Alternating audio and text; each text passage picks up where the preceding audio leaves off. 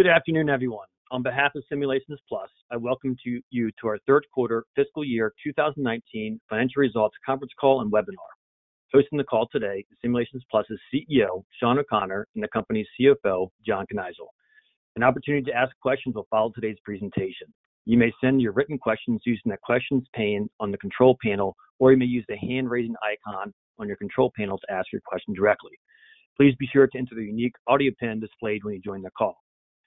Before beginning, I'd like to remind everyone that with the exception of historical information, the matters discussed in this presentation are forward-looking statements that involve numerous risks and uncertainties. The actual results of the company could differ significantly from those statements. Factors that can cause or contribute to such differences include, but are not limited to, continued demand for the company's products, competitive factors, the company's ability to finance future growth, the company's ability to produce and market new products in a timely fashion, the company's ability to continue to attract and retain skilled personnel, and the company's ability to sustain or improve the current levels of productivity. Further information on the company's risk factors are contained in the company's quarterly and annual reports and filed with the Securities and Exchange Commission. With that said, let's turn the call over to Sean O'Connor. Sean? Thank you, Cameron.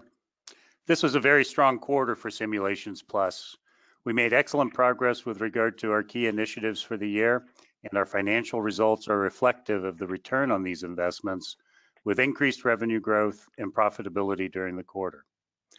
As we have previously discussed, we have historically grown revenues in the 10 to 15% range, excluding the effects of acquisitions. We have been focused on delivering at the high end of that range and in the long run beyond that range. Our third quarter revenue growth at 16% demonstrates good execution on this objective, especially compared to fiscal year 18 Q3 growth of 11%, adjusted for last year's acquisition source growth. Our software revenue growth achieved record levels in this, our largest seasonality renewal quarter. Our consulting revenue growth accelerated to 39% year over year, reflecting the growth of our service capacity through successful recruiting efforts and the significant projects related to RENAsym and IPF, which initiated late last quarter. We have made progress with respect to each of our key initiatives. During the quarter, we hired another senior consulting scientist with business development skills who is scheduled to start with us in the fourth quarter. Not including this addition, we grew the consulting staff by 3 during the quarter and have now increased the company's consulting staff by 22% year over year. This capacity growth is critical to our efforts to meet the strong demand for services across all 3 divisions. I'm especially pleased with our efforts to coordinate our sales and marketing effort across each of the divisions, which is beginning to deliver results. During the quarter, we were successful in closing business with a large pharma client with a proposal that included both software products and consulting services sourced across our 3 divisions. Internationally, we made progress as well. While we did not add personnel in Europe during the quarter, we have hired 2 additional consultants who will begin in the fourth quarter in Europe, doubling our staff in this geography. In Asia, we have completed the expansion of our existing distributor relationships to include our Diluted products. While these investments add to expenses in absolute dollars, the resulting increased revenue growth rate has kept our expenses as a percentage of revenue at or below historical rates. Our 16% revenue growth in the quarter was achieved while delivering a 20% increase in net income year over year.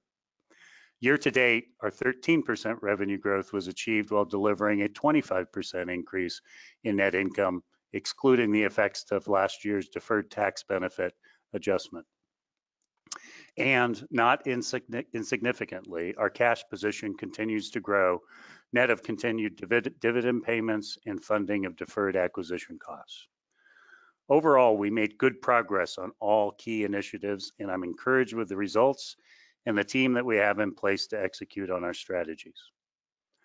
Turning to our third quarter results by division, in our Lancaster division, overall revenue was up 7% year over year and 8% year to date.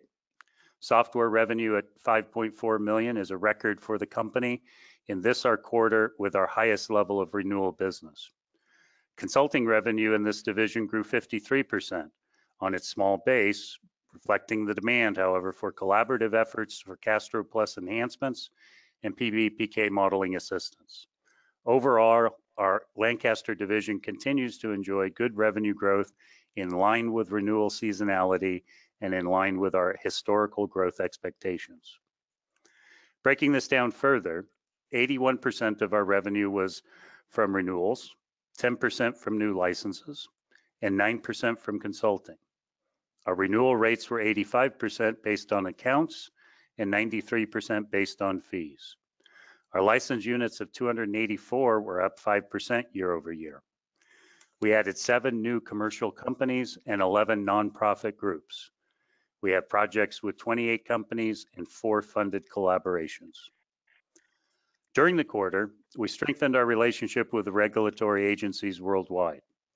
The FDA purchased a 15-user license for our ADME Predictor software suite. The purchase was made by the Center for Tobacco Products to support research projects aimed at informing regulatory decision-making. In addition, we received an order from the Pharmaceuticals and Medical Device Agency in Japan to add licenses to its Gastro Plus software suite. As a reminder, working with the agencies like the FDA and PMDA is important to Simulations Plus as it validates our modeling software and builds awareness throughout the industry. Often, employees at these regulatory bodies ultimately leave to work for pharmaceutical companies, and if they have positive experiences with our software, they bring these experiences with them to the new employer. In addition, during the quarter, we released version 9.7 of our flagship physiologically based pharmacokinetic modeling platform, Gastro Plus. This version included improvements that support safety and efficacy decisions, first-in-human estimations, formulation optimization, and drug-drug interaction assessments. We ended the quarter with 46 full-time employees at our Lancaster division, up from 41 in the prior quarter and up from 38 last year. Buffalo achieved 31% revenue growth year over year and 20% growth year to date. This has been a year of strong growth for this division. This performance reflects client demand and increased consulting resources to deliver projects. Buffalo has built a solid pipeline with new and existing clients.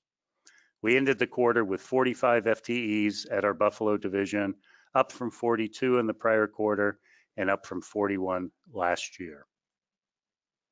Our Research Triangle Park division delivered robust 44% year-over-year revenue growth and 21% growth year to date. DILIsym released NAFLDsym version 2A, quantitative systems pharmacology modeling software to support the development of treatments for non-alcoholic fatty liver disease during the quarter. We ended the quarter with 17 full-time employees at RTP, flat at 17 from the prior quarter, and up from 15 last year. Overall, this was a good quarter for Simulations Plus, with strong revenue growth, consistent profitability, and quantifiable progress against initiatives with future growth impact. Let me now turn the call to John to review detailed financial results. John? All right, thanks, John. Appreciate it. Look at our consolidating net revenues for our third quarter of fiscal year 19. They were up 16.2% or approximately 1.4 million to 9.9 million compared to 8.6 for the prior year. By division, Lancaster's revenues were up 6.6% or almost 7% to 6 million.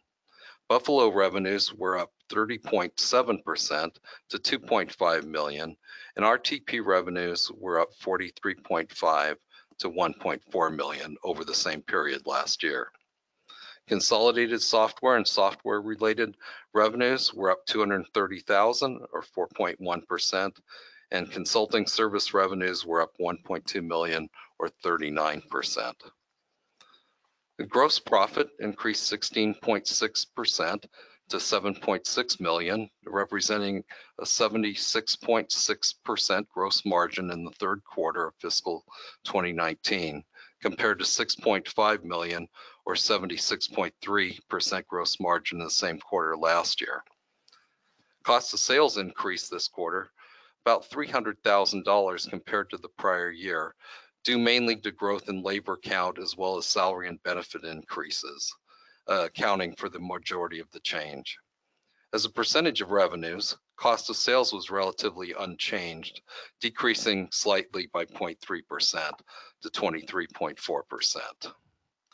SG&A expenses were $3.1 million in the quarter, or 31.1% of revenue, an increase of about $500,000 or 18.6% compared to $2.6 million or 30.4% of revenue in the third quarter of 2018. This increase in SG&A expenses was primarily the result of wage and salary increases from stock compensation, recruiting and hiring fees were included in there, and we had an increase in full-time CEO costs, and the increase in headcount in Lancaster and Buffalo make up the majority of that time. Our research and development costs during the period, we incurred $1.1 million of R&D costs. Of that amount, we expensed $643,000, which was 6.5% of revenue. $422,000 was capitalized. Overall, we increased our R&D spend by $73,000 over the prior year. The expense portion of $643,000 increased by $135,000 or 26.6% compared to $508 or 5.9% of revenue in the third quarter of fiscal year 18. Income from operations for the third quarter of fiscal 19 was $3.9 million, up $464,000 or 13.6% compared to $3.4 in the year ago quarter. This was primarily the result of revenue growth outpacing the increase in costs and with the slightly higher gross margins that we saw. Our provision for income taxes in the quarter was $964,000. It was an effective tax rate of 25% compared to $991,000 in the prior year quarter, an effective rate of 29.2%. That effective tax decrease is attributable to the new Tax Act, which became effective in January of 2018. Those lower taxes have allowed us to invest in the operations of the business. This year, we've seen a 4 to 5% decrease in our effective tax rate. This quarter's rate is just slightly higher than the 23 to 24% annual rate we anticipate for the fiscal year, and that's really due to the third quarter being our highest income quarter of the year. Net income increased by $483,000 or 20.1% to $2.9 million for the most recent quarter compared to $2.4 million in the year ago quarter. On a per share basis, net income was 16 cents per diluted share in the third quarter compared to 13 cents the prior year. EBITDA was $4.6 million this quarter, up 13% compared to $4 million a year ago. Turning to the 9-month slides, we'll cover some top high-level items here. Consolidated net revenues year to date for 2019 were up 12.9%. Approximately $3 million to $25.9 million compared to $23 million the prior year. By division, Lancaster revenues were up 8.1% to $15.4 million. Buffalo revenues were up 20.5, $6.9 million, and North Carolina RTP revenues were up 21.3 to $3.7 million. Our year-to-date consolidated software and software-related revenues were up $1.1 million or 7.8%, and consulting service revenues were up 1.9 or 20.3%. Gross profit increased to $2.1 million or 12.3% with margins decreasing 0.4% to 74% from 74.4%. SG&A expenses were 17.2% up over the prior year, a combination of mainly salaries, recruiting, and benefit-related costs, as well as some software licenses and the effect of sales commissions on the increased sales. SG&A as a percentage of revenues Year to date is at 33.2%, down from 34.5% last quarter, which is more in line with our annual expectations. R&D expense as a percentage for the year is at 7.3. It was 7.8% last quarter, has now come back more in the 7% level, which is where we're expecting to be year to date. Looking at the tax provision this year, the effective tax rate year to date is 23.9, and that seems to be right in the range that we anticipate for the annual basis. One last comment on year-to-date information. Net income shows a decrease of 1.1 million. For those who have followed SLP, you'll recall that last year we recorded a $1.5 million tax benefit in the second quarter of fiscal 18 due to the change in the tax rates and reassessing our deferred taxes. That benefit was a one-time benefit and is the main contributor to the decrease in the year-to-date income compared to the prior year. The calculation we looked at diluted earnings per share was about 8 cents per share on last year's income. Next, turning to slide 11 for a view of our quarter by revenue by quarter. This slide shows our revenue on a quarterly basis from fiscal years 2015 through the most recent quarter. It really illustrates the seasonality of the business. Our third quarter tends to be typically strongest quarter, and we'll see a drop off in the fourth quarter coinciding with the slowdown in our clients purchasing project activities during the summer months. On the next slide is our income by quarter. This data illustrates sort of a general track record of increases both year over year and sequentially through the first and third quarters, with the fourth quarter typically being the lightest of the year. On the next slide, we see a similar pattern of net income, with the third quarter typically being the strongest. We shaded the effect of the $1.5 million deferred tax benefit, as it tends to skew the presentation without highlighting that difference. As expected, if we go to the next slide, the diluted earnings per share follows the same pattern and tracks with net income. And then turning to the EBITDA, again, as expected, you'd see the seasonal patterns that would track with that. Always a sort of a trend upward. This slide illustrates our revenue by region. Simulations Plus does reach businesses throughout the world.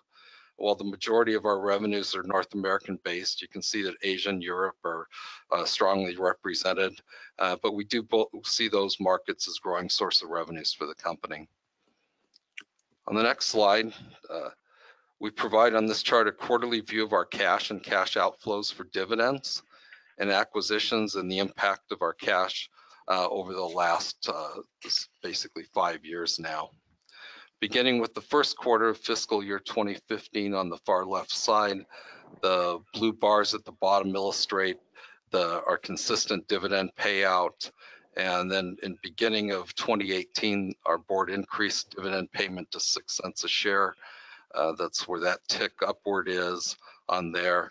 And then moving up the chart, you'll see the red bars representing cash used for acquisition activities. We spent nearly 15 million over the past 4 to 5 fiscal years on those items.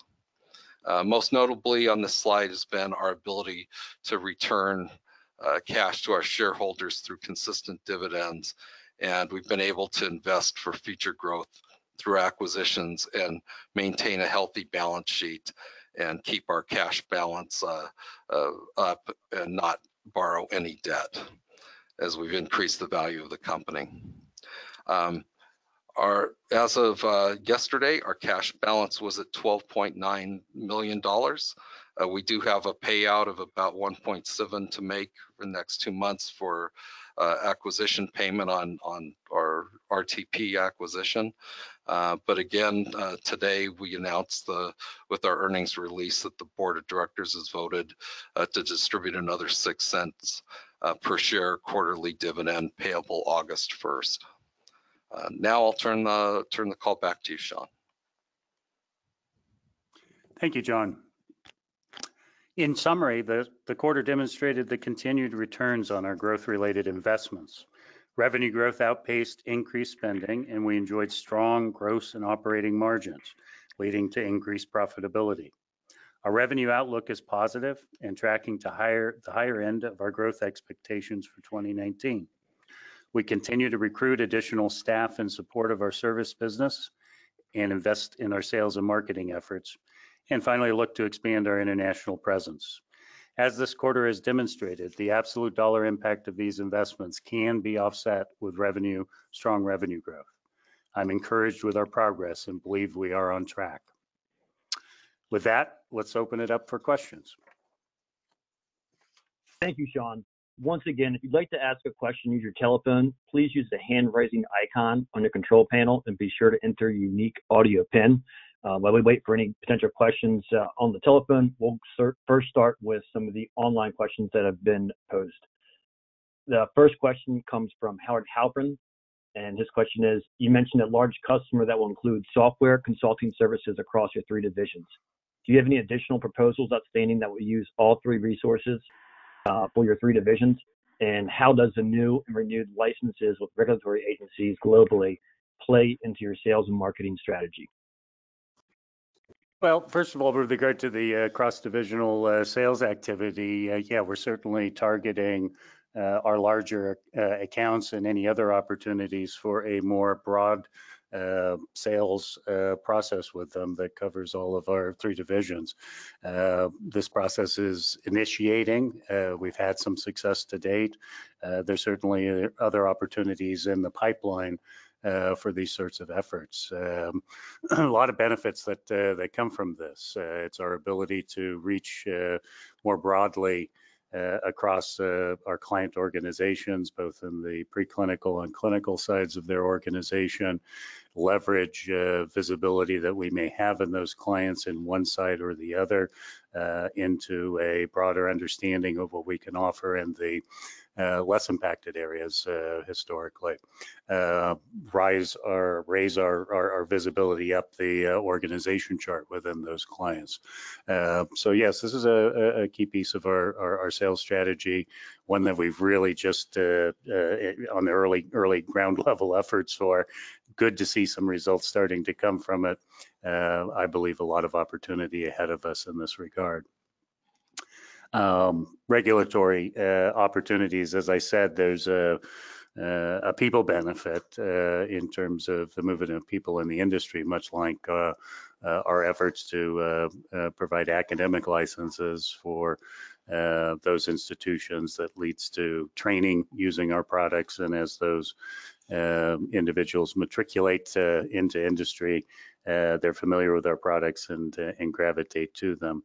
Beyond the people side, obviously, and in many ways, more importantly, the regulatory use of our products is a strong signal to the commercial marketplace out there in terms of the impactful use of our products in the regulatory analysis and decision-making process, and a validation of our software products that is sourced in the regulatory bodies using our products. So there's a tremendous validation and driving commercial customers from the visibility we get with our relationships on the regulatory side.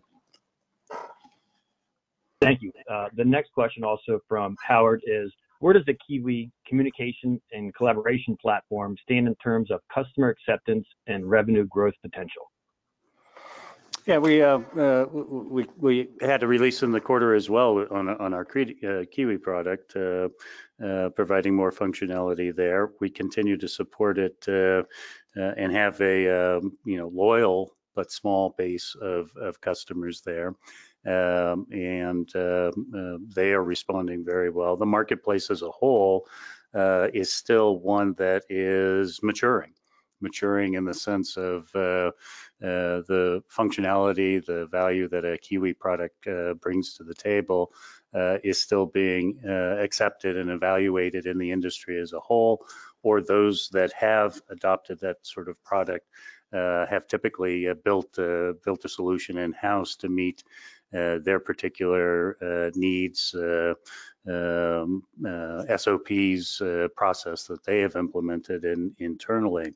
Like in, large ERP sales cycles, part of the challenge is getting clients to recognize that while third-party products can be tailored to meet their specific needs, there is, some acceptance on that client's part of accepting a standard process that is embedded in a third-party solution.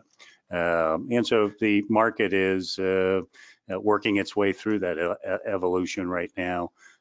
We continue to support the Kiwi product. We see an opportunity in the future.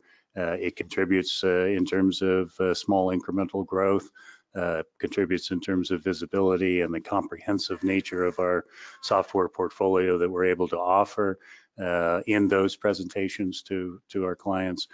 So there's value there, and its revenue opportunity sits out in front of us still at this point in time. Thank you, Sean. The next question, also from Howard Halpern as a follow-up, is what types of sales potential do you see in Europe? Will it tilt more towards software or consulting services? Well, it certainly will provide increased opportunity on both sides of our business, both the software and consulting side. We see a good 18% contribution from Europe already to the company's revenues as a whole. So it's not like we are entering a brand new greenfield marketplace there. We do have supported that geography on the software side by conference attendance and sending our people there. The presence of staff on site. It's not a high customer service application in the marketplace, but having presence there will help in that regard. And so I see opportunity that'll contribute on the software side. Significantly on the consulting side, presence of our consulting staff on the ground in Europe will allow for closer face-to-face interaction with our clients and a reach into new clients that perhaps we've missed opportunities on in the past. So I believe it'll contribute both. It certainly will have its impact perhaps a little bit more greater on the consulting side, but it'll be contribute on both sides of our business. Thank you. And we have one final question from Howard Halpern, research analyst at Taglich Brothers. What is your outlook for the recently released PK Plus version 2.5, and can it drive sales of your existing offerings? Yeah, we significant release of PK Plus just recently announced, and is evidence of our continued process of listening to the marketplace and responding with enhanced feature functionality in the product. Certainly the market is large. We've got some entrenched competitors there. We're finding our niche in those clients, especially those that are utilizing crossover modeling opportunities using both PPPK and PKPD approaches. And so given our strength on the PK side with Gastro Plus, our PK Plus product enhances, gives a client that's familiar with our application environment an opportunity to stay in their environment, if you will. And I think the opportunity for PK Plus will be enhanced as we integrate it more closely with our other existing platforms, something that will come in a bigger way potentially down the road with the refactoring project across our software applications. So again, it's a product that is early in its penetration to the marketplace for us. We are adding new users on a quarterly basis, and that's positive. It still is not of a size that is extremely material to the revenue growth today, but I think is has its place in, again, the breadth of our software portfolio that we're able to offer our clients down the road. And as we continue to add enhancements, as we did again this quarter, I think its opportunity will only grow. Thank you. And we do have one audio question from Adam Keller. Please stand by while I unmute the line. Hey, this is Adam with Adam, you're live. Hi. So I was wondering, Simulations Plus has been growing top-line revenue at over 20% per year. I was wondering at what point in time you expect this growth rate to decline and what you see as a stable long-term growth rate for the business.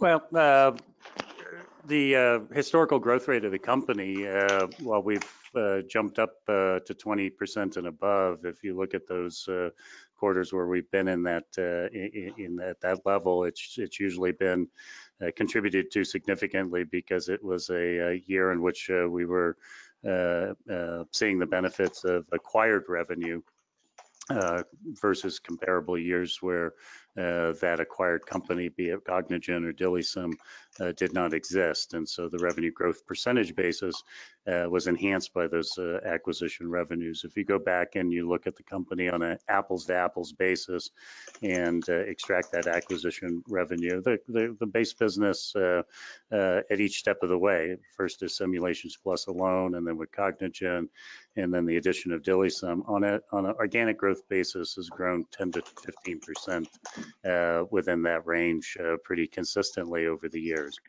Good results, more typically at the bottom end of that 10 to 15% range, but within that range. We are today, without any acquisition revenues, seeing our growth rate step up to the higher end of that range. This quarter was at 16%. And our objective is to grow at the high end of the range and beyond that to meet what is a pretty aggressive adoption of modeling and simulation in the marketplace out there. And so our opportunity from my perspective is one to continue to increase above the 10 to 15% annual revenue growth.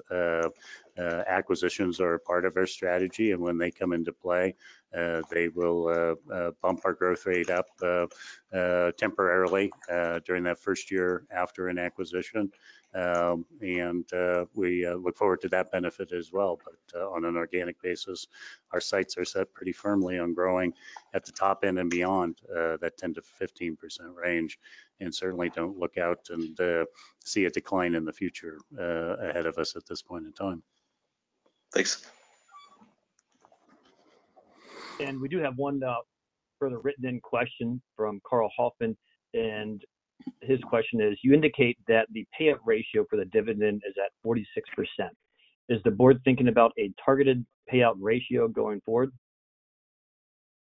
The board on a quarterly basis in the process of approving the dividend always takes a look and evaluates the value of the dividend in the marketplace, the investment community, as well as the impact of it in terms of the operation of the company. Always taking a look at it. Is the payout ratio one of those metrics that is a part of that evaluation? Certainly. And so yes, it's a quarterly assessment that is had by the board. Thank you. That completes the question and answer portion, and also our conference call and webinar for today. If you've missed any part of today's presentation, the replay will be available at our website, www.simulations-plus.com. Thank you and have a great day. Thanks, everyone.